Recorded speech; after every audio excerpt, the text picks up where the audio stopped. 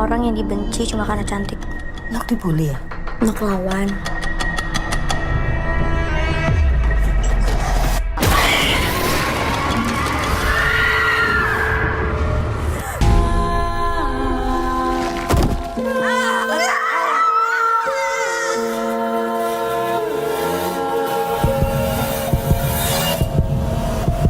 Itu yang ke Jakarta, jangan lupa. Itu otaknya itu.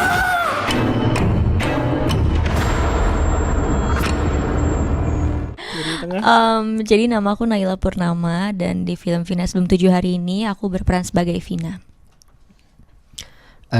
Aku Fahad Haidra, di film Vina Sebelum 7 Hari ini aku berperan sebagai Egi. Saya Yusuf Mardika, di sini saya memerankan karakter Zaki.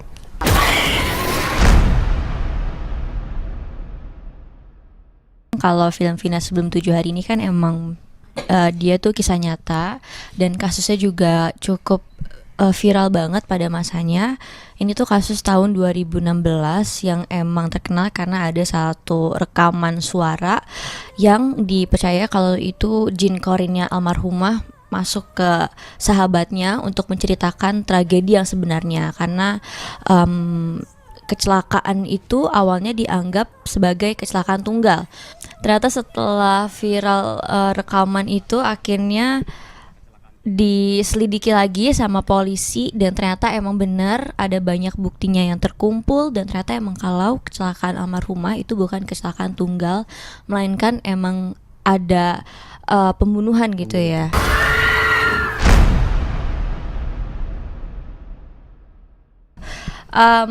Kalau buat aku apa ya yang paling berkesan tuh Respon masyarakat sana kali ya. iya benar. Itu yang Kita kan berkesan sempet buat syuting kita. itu di Cirebon, Di Cirebon. ya dan orang-orang Cirebon tuh kan emang mostly mereka tahu tentang kasus ini. Jadi saat mereka tahu kalau yang syuting itu tentang kasusnya almarhumah, tentang Vina, antusiasnya tinggi banget. Iya. Tinggi Kita banget. syuting di Jembatan Talung di Cirebon, itu TKP kejadian aslinya. Dan itu di pinggir tuh semua masyarakat Cirebon tuh pada berdiri nontonin kita dari pagi sampai malam. Sampai subuh bahkan. Sampai subuh bahkan ya, rame banget. Itu antusiasnya sih. Hujan pun mereka Kerasa nggak banget. bubar loh. Iya bener banget.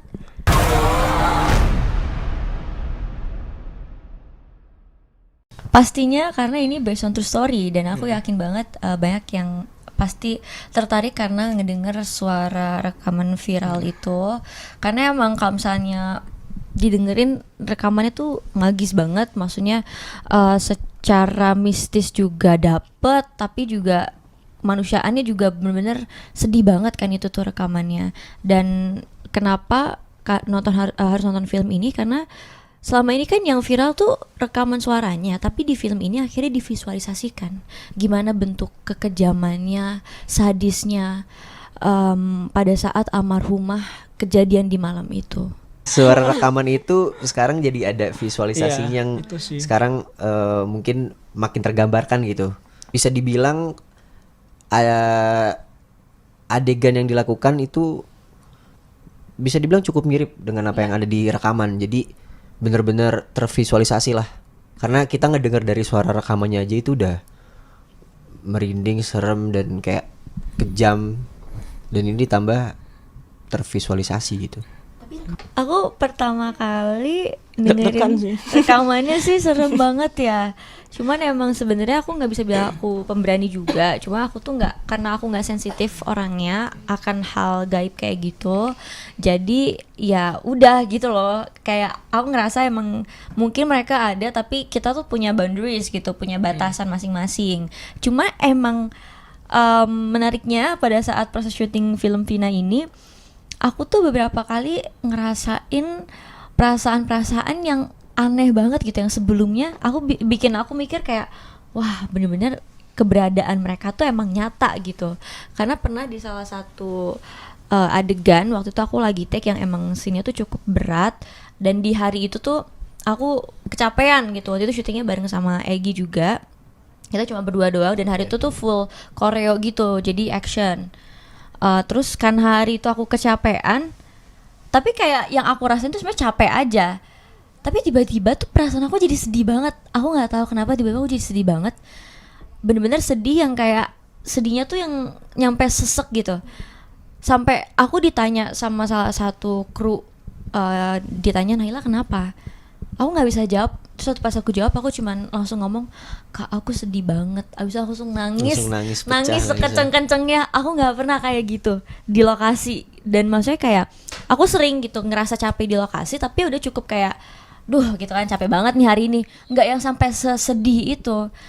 Jadi di hari itu aku baru baru sadar kalau oh ternyata aku ngerasa ada koneksi atau ada ikatan tersendiri antara aku sama almarhumah.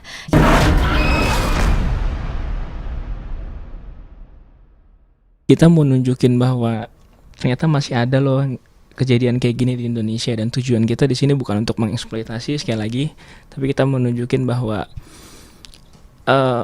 harapan dari kita adalah tidak ada terjadi hal-hal kayak gini ke depannya, itu udah pasti. Dan buat pembelajaran juga buat kita semua gitu, bahwa dampak dari bullying tuh nggak cuman untuk dia sendiri, tapi untuk orang sekitar juga gitu. Itu sih. Terus mungkin kalau dari aku, karena satu yang emang ini perlu banget ditekenin adalah pihak keluarga dari almarhumah tuh emang setuju gitu dibikinnya film ini. Kalau misalnya mereka nggak setuju kan nggak mungkin ya bisa dibikin film ini. Dan salah satu alasan kenapa pihak keluarga almarhumah setuju itu karena sampai sekarang masih ada 3 pelaku yang belum ketangkep. Padahal kasusnya udah dari 2016 sampai saat ini masih ada 3 pelaku yang bebas berkeliaran di mana aja. Dan emang harapannya dengan adanya film ini kasusnya bisa diangkat lagi. Jadi ya keadilan untuk almarhumah bisa didapatkan sih. Ini malah sebenarnya kita mau ngangkat lagi kasus ini bahwa ngasih pembelajaran juga Bob. Bully itu sangat berdampak besar ke depannya, dan bukan cuma korbannya doang yang merasakan, tapi orang-orang di sekitarnya juga. Itu.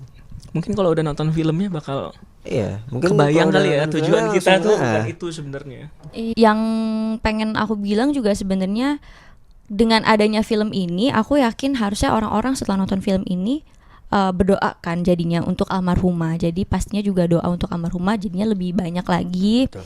Dan ya itu sih tujuan kita untuk bikin film ini emang baik, dan banyak banget juga pelajaran yang bisa diambil. Gue nungguin dia ngomong nih. Kenapa harus gua semua? Ya udah. Nah, oke. Jangan lupa saksikan Film Vina Sebelum 7 Hari Mulai tanggal 8 Mei di di bioskop. bioskop.